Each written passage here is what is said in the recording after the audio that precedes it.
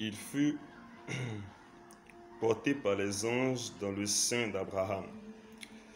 Le riche mourut aussi et il fut enseveli. Dans le séjour des morts, il leva les yeux et tandis qu'il était en proie au tourment,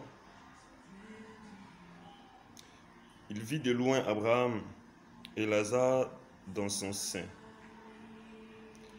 Il s'écria: Père Abraham, aie pitié de moi et envoie Lazare pour qu'il trempe le bout de son doigt dans l'eau et me rafraîchisse la langue, car je souffre cruellement dans cette flamme. Abraham répondit: Mon enfant, souviens-toi que tu as reçu tes biens pendant ta vie.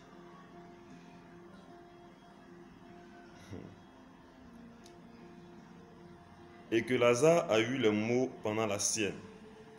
Maintenant, il est ici consolé et toi tu souffres. D'ailleurs, il y a entre nous et vous un grand abîme, afin que ceux qui voudraient passer d'ici vers vous ou de là vers nous ne puissent le faire. Le riche dit: Je te prie donc, Père Abraham, d'envoyer Lazare dans la maison de mon père, car j'ai 5 frères, c'est pour qu'il leur atteste ces choses, afin qu'ils ne viennent pas aussi dans ce lieu de tourment. C'est ici notre thème, le verset 27 et 28. Abraham répondit: Ils ont Moïse et les prophètes qui les écoutent. Et il dit: Non, Père Abraham, mais si quelqu'un des morts va vers eux, ils se repentiront. Et Abraham lui dit: S'ils n'écoutent pas Moïse et les prophètes, ils ne se laisseront pas persuader quand même quelqu'un des morts ressusciterait.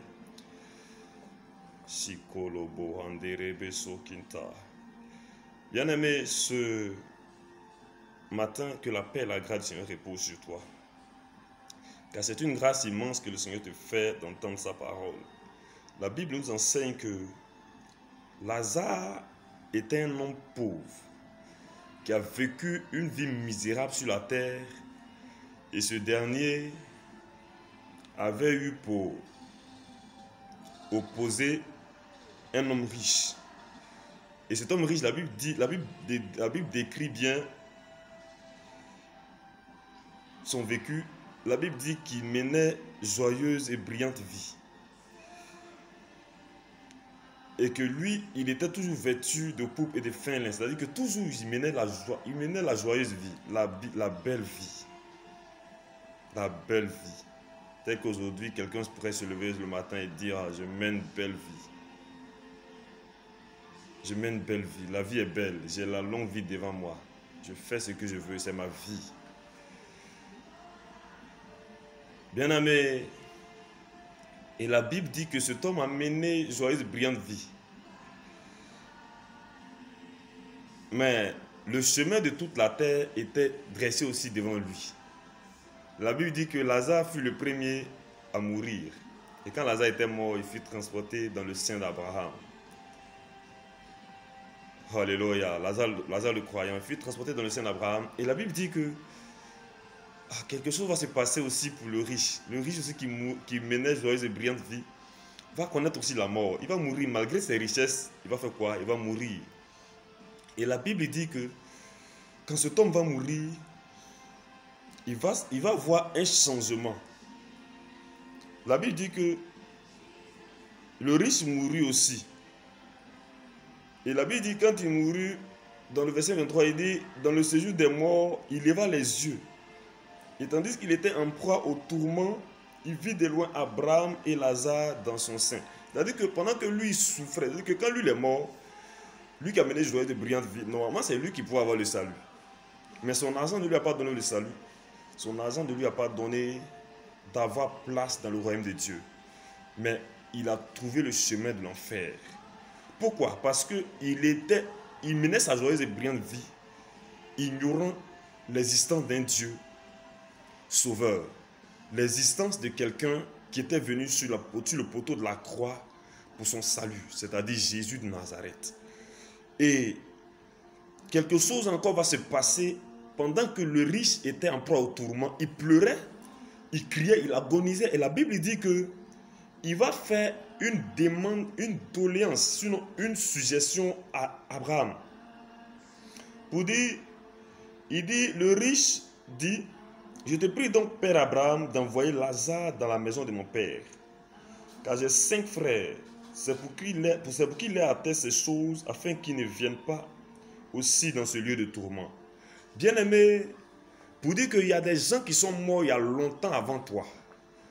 Il y a des gens qui sont mortes, il y a des personnes qui sont mortes il y a de cela longtemps avant toi, qui ont même plus eu l'argent que toi, qui ont mené joyeuse et brillante vie que toi, qui ont mené une vie de débauche plus que toi, qui ont eu 1000 et 10 000 copines, qui ont eu 1000 et 10 000 gars, bien aimés, qui ont eu des incomptables millions de francs dans leurs comptes, qui ont été beaux plus que toi, et bien aimés, qui sont morts malgré tous ces atouts, toutes ces qualifications, tout ce privilège, qui sont dans le séjour des morts, qui sont en proie au tourment comme cet homme riche, qui est mort, qui menait joyeuse et brillante, qui est mort, qui est en proie au tourment.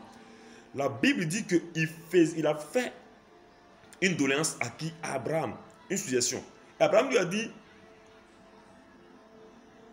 Abraham répondit, ils ont Moïse et les prophètes qui les écoutent. Bien aimé, Moïse et les prophètes, c'est des personnes d'autres que les serviteurs de Dieu. Les serviteurs de Dieu que tu vois leur visage sur le net et sur par tous les réseaux sociaux, et quand tu vois, c'est ennuyeux et tu zappes. Bien aimé, ce n'est pas eux que le Seigneur passera pour te parler de sa part. Comme ce soir, plutôt en ce moment, tu as l'opportunité, à la grâce d'entendre l'évangile. Pour dire que cet homme riche, quand il avait fait sa doléance à Abraham, c'était de tout son cœur parce qu'il ne voulait pas que ses frères le trouvent lui dans ce lieu de tourment. Parce que lui, il est parti et il regrette d'avoir ignoré l'existence d'un sauveur, d'avoir ignoré l'existence d'un Dieu sauveur, de Christ Jésus. Et cet homme, quand il est mort, la Bible dit qu'il souffrait. Le verset 23 nous dit qu'il était en proie au tourment. C'est-à-dire que malgré sa joyeuse et brillante vie, c'est fini. Il n'avait plus de subordonnés là-bas, dans le séjour des morts. Mais il souffrait parce que les démons le torpillaient. Les démons le fatiguaient. Et il était maltraité. Et cet homme souffrait attendant le jugement pour être condamné dans le feu de la géhenne éternellement. Mais bien aimé, pour toi, il y a encore une grâce. Cette grâce, c'est le temps qui t'est accordé de vivre. Ce temps est un temps de pause. Quand un disque est en train de jouer, on a aussi la commande en main. Quand un VCD ou un DVD est en train de jouer,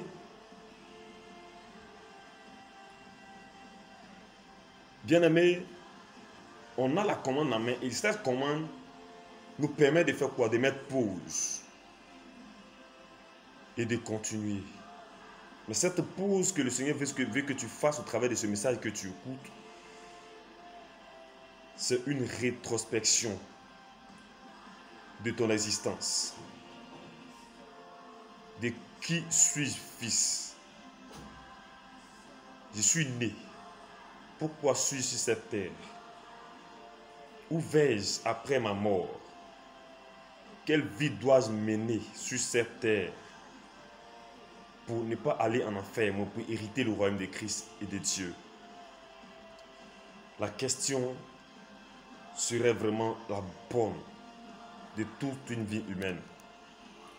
Bien-aimé, et la réponse à cette question, c'est que Dieu dit dans Genèse chapitre 1 que Dieu créa les cieux et la terre. Et la Bible dit que dans le livre de Genèse, que Dieu a créé tout. A créé l'être humain. Et l'être humain que Dieu a créé, la Bible dit qu'il a façonné l'être humain à son image selon sa ressemblance. afin que l'homme puisse être son semblable, sa ressemblance. Alléluia. Parce que Dieu aime l'homme et Dieu voulait que l'homme soit sauvé malgré que l'homme vivait sur la terre. Que l'homme ait une présence continuelle, une visitation continuelle, permanente de Dieu. Et quand Dieu a créé l'homme en le mettant dans un beau jardin. Et ce jardin, c'était le jardin d'Éden. Et la Bible dit que Dieu venait fréquemment rendre visite à l'homme. Mais quelque chose, un incident va se produire et qui va éloigner l'homme de Dieu et de la présence de Dieu. C'était le péché. Quand le serpent était venu tromper l'homme, plutôt la femme, en lui disant « mange à ce fruit, car Dieu ne veut pas que ton intelligence s'ouvre, que tu aies la connaissance du bien et du mal, que tes yeux s'ouvrent comme lui, que tu sois un Dieu. C'est pourquoi il t'a interdit. Sinon, quand tu manges, il n'y aura rien. » En effet, c'est ce qui se passe dans ta vie. Satan, il trompe. Satan, il ment. La Bible dit qu'il est le père du mensonge. Et la Bible dit que quand il ment, il parle de son propre fond. Et c'est la pensée qu'il injecte dans la vie des jeunes et des jeunes filles, des jeunes hommes de cette génération. Tu es jeune. Tu as la vie devant toi. Mène ta vie. Fais-la comme tu veux. Et on se livre au broutage, à la prostitution, on se livre à l'ivrognerie, à toutes sortes de vices contre nature. On va même jusqu'à sacrifier nos propres frères pour de l'argent. À sacrifier, à même aller avec notre génitrice, notre mère. Et cette abomination. La Bible dit que Jésus a dit que le péché se sera accru. Et cette prophétie est en marche, est en train de s'accomplir. Bien-aimé, réveille-toi. Parce que ce monde ira de mal en pire. Le péché est en train de s'accroître. Mais Jésus de Nazareth t'interpelle afin que toi, tu ne sois pas condamné avec le monde. Afin que toi, tu ne sois pas esclave de Satan. En menant une vie honorant Satan et à être condamné avec lui. Mais Dieu t'a créé. La Bible dit que Dieu a tant aimé le monde. Quand le péché est survenu, la Bible dit que Dieu a tant aimé le monde qu'il a donné son Fils unique.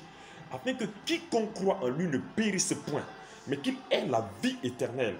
La vie éternelle se trouve en Jésus seul. Et cette vie éternelle, bien-aimée, a été promise à Abraham et à sa descendance. Selon que la Bible dit dans Galates 3, le verset 7. Galates 3, le verset 7. Reconnaissez donc que ceux qui ont la foi, reconnaissez donc que ceux qui ont la foi sont fils d'Abraham. Bien-aimé, tu es fils d'Abraham en Jésus-Christ de Nazareth. Et Jésus t'aime. Oui, ton identité, ta vraie identité se trouve en Jésus. Tu es fils de Dieu en Jésus-Christ. Mais cette identité t'a été volée à cause du péché d'Adam et Ève et à cause de nos propres inconduites. Mais ce matin, ce moment-ci, pendant que tu entends ce message et que tu écoutes ce message, c'est l'heure pour toi de donner ta vie à Jésus. Le moment est venu pour toi de consacrer ta vie à Christ, de te donner entièrement à celui-là qui est capable de te sauver du séjour des morts et de te transporter dans le royaume du Fils de son amour. C'est-à-dire le Dieu et le Père de notre Seigneur Jésus-Christ qui a donné Christ, qui peut te sauver. Jésus est le sauveur du monde. Jésus est le Seigneur de l'humanité. Jésus est celui-là qui peut te sauver de toute situation. Frère, tel que la Bible le dit, la Bible dit que cet homme menait joyeuse et brillante vie. Mais malgré son argent, son prestige, malgré tout ce qu'il avait, il n'a pas eu la vie éternelle. Bien-aimé, peut-être que tu es préoccupé par les choses de la vie, par des garçons qui t'abordent de gauche à droite. Et tu es préoccupé à t'enrichir, à devenir riche, à voyager, à aller, à faire quelque chose pour sortir de l'ordinaire. Mais laisse-moi te dire que Dieu a un plan pour toi. Et ce plan que Dieu a pour toi, c'est que tu donnes ta vie à Jésus. La Bible dit car Dieu a tant aimé le monde qu'il a donné son Fils unique afin que quiconque croit en lui ne périsse point, mais qu'il ait la vie éternelle. La vie éternelle se trouve en Jésus seul. Rien qu'en lui seul se trouve la vie éternelle. Bien-aimé, cet après-midi et en ce moment, que la paix et la grâce du Seigneur reposent sur toi. Jésus t'aime et Jésus veut te sauver. Jésus t'aime et veut te sauver. Aujourd'hui, dans cette nation, dans mon pays, la Côte d'Ivoire, la jeunesse est frappée par la mort précoce. Aujourd'hui, on entend des accidents par-ci. Quand on voit les accidents de véhicules, quand on voit, c'est des jeunes hommes, des jeunes femmes qui sont au volant et qui sont, bien aimés, pitoyablement morts ou bien mortes. Mais ce matin, oh Saint-Esprit, ce matin, frère, ce matin, bien-aimée sœur, que la paix et la grâce du Seigneur reposent sur toi. Que la paix du Seigneur soit ta portion. Que Christ Jésus de Nazareth, ce matin, qui te tend la main, qui veut te sauver. Bien-aimé, sache que l'heure pour toi a sonné, que tu donnes ta vie à Jésus. Que le temps pour toi a sonné, que tu lui donnes ta vie. Parce que ta vie est précieuse aux yeux de Dieu. Ta vie est précieuse aux yeux du Seigneur. Et Jésus t'aime. La Bible dit que l'homme riche dit à Abraham, je te prie donc, Père Abraham, d'envoyer Lazare dans la maison de mon père, car j'ai 5 frères. C'est pour qu'il leur atteste ces choses afin qu'ils ne viennent pas aussi dans ce lieu de tourment. Frère, le lieu de tourment est réservé, bien aimé sœur, le lieu de tourment est réservé à ceux, aux incrédules, à ceux qui n'obéiront pas à la foi, à ceux qui n'obéiront pas à Christ, à ceux qui n'accepteront pas le pardon, le don plutôt de Dieu à l'humanité, Christ Jésus, à ceux-là qui se sont rebellés contre lui. C'est pour ceux-là qu'est réservé le tourment, le feu de la géhenne, l'enfer. Bien-aimé, sauve-toi de ce monde. Donne ta vie à Jésus. Viens à Christ car Jésus t'aime. Jésus veut que ton âme soit sauvée. Jésus veut que tu aies le salut. Jésus veut que ton âme soit délivrée du séjour des morts et que tu ne partes pas en enfer. Parce qu'il y a beaucoup d'hommes qui, riches qu'ils étaient, sont morts, qui sont en train d'attendre dans le séjour des morts en proie au tourment, qui veulent envoyer des gens, qui veulent même, qui crient tous les jours à Abraham. Abraham, permets-nous de retourner, permets-nous d'envoyer des gens dans la maison de nos pères.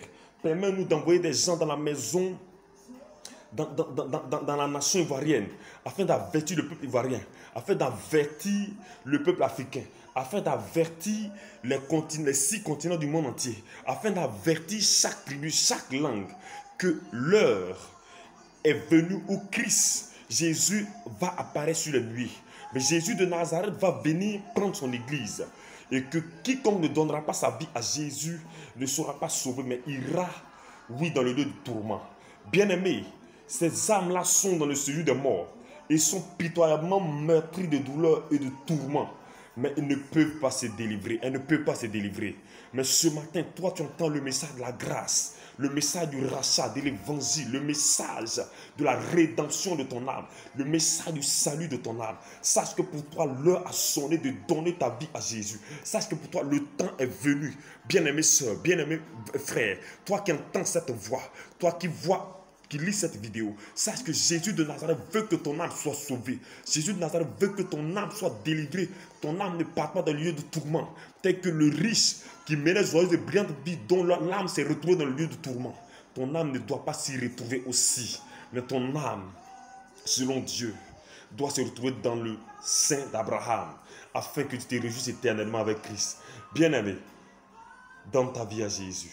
Si tu es prêt à donner ta vie à Jésus, en ce moment, bien-aimé, oh, laisse-toi toucher par le Saint-Esprit et fais cette prière de confession de foi après moi. Je crois et je confesse que Jésus-Christ est le Fils de Dieu,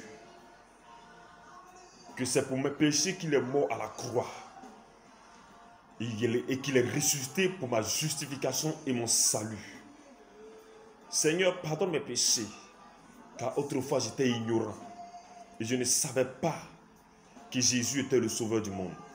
Je ne savais pas que c'était pour moi qu'il est mort à la croix. Pardonne toutes mes offenses. Lave-moi, purifie-moi de tout péché. Sanctifie-moi par ton sang. Inscris mon nom dans ton livre de vie et fais de moi ton enfant. Je t'ouvre la porte de mon cœur. Seigneur Jésus, entre dans ma vie. Fais de moi ta demeure et ton temple. Sanctifie-moi aujourd'hui. Conduis-moi dans ma vie d'adoration, aujourd'hui et pour l'éternité. Dans le nom de Jésus. Amen. Indoroboso Kinta. Laisse-moi prier pour toi. Le braba Andoroboso Kinta Basi Kolobo Andababa. Laisse-moi prier pour toi, Saint-Esprit. Je prie au nom de Jésus pour cette âme, pour cette soeur, pour cette maman, pour cet homme malade sur l'hôpital, sur le lit de l'hôpital, pour cette fille qui est assise dans le taxi, pour cette femme qui est en train d'égrener son maïs, pour cette dernière qui a été rejetée il y a longtemps par sa famille. Seigneur, qui accepte aujourd'hui de donner sa vie à Jésus. Je prie au nom de Jésus que tout esprit qu'elle avait aveuglé son intelligence, soit chassé de sa vie, que tout voile qui avait voilé son intelligence soit déchiré au nom de Jésus de Nazareth. Mais que l'esprit de Christ maintenant vienne sur elle et la renouvelle, la régénère, la transforme au nom de Jésus de Nazareth. Et que la grâce du Seigneur soit sur elle. Saint-Esprit, nous voulons te dire merci. Nous bénissons ton Saint-Nom. L'oubra anderebe. Merci Saint-Esprit de Dieu. Si kolobo andabako sakata. Merci Saint-Esprit de ce que tu la transformes, de la renouvelle.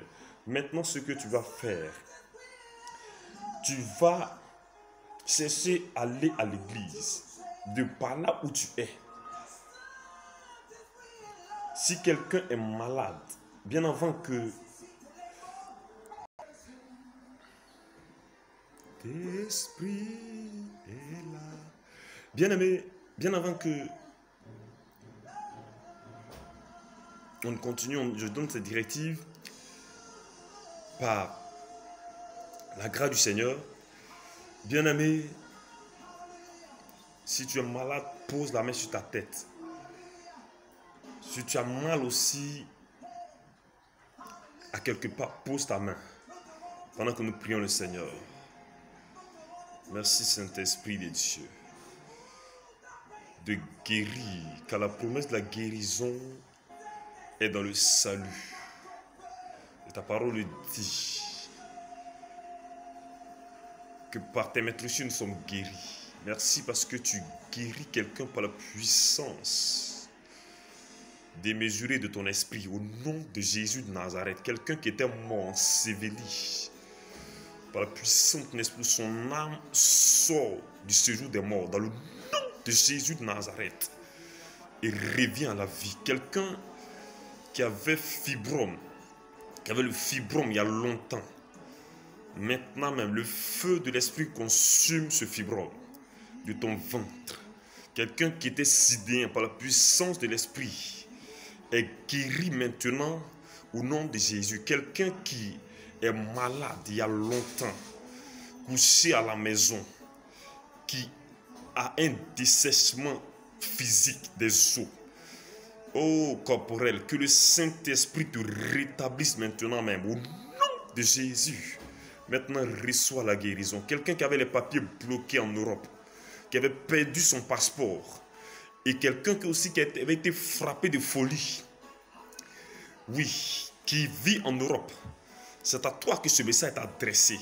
Le Saint-Esprit est en train d'opérer un signe afin que, de par ta conversion, que tu sois un canal de bénédiction pour ton entourage, dans la maison où tu vis, à quelqu'un qui est en Libye. Le Saint-Esprit se souvient de toi.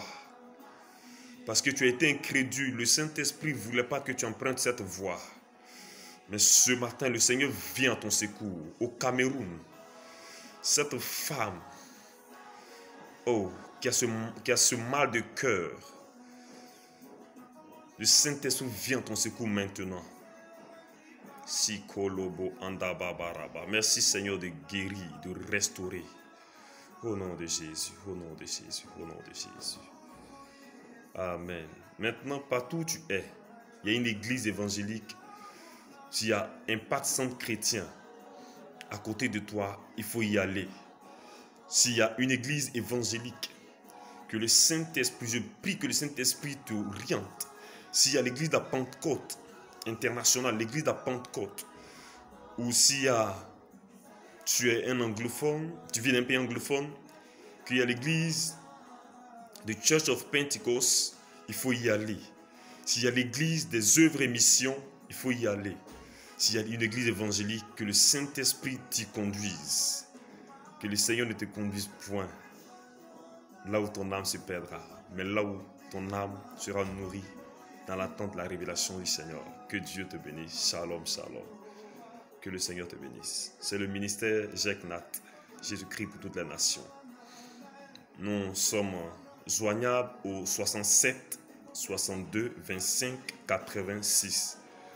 Je répète, 67 62 25 86. Mon numéro WhatsApp, c'est le 54 81 34 81. 54 81 34 81. Shalom, que Dieu vous bénisse. Amen.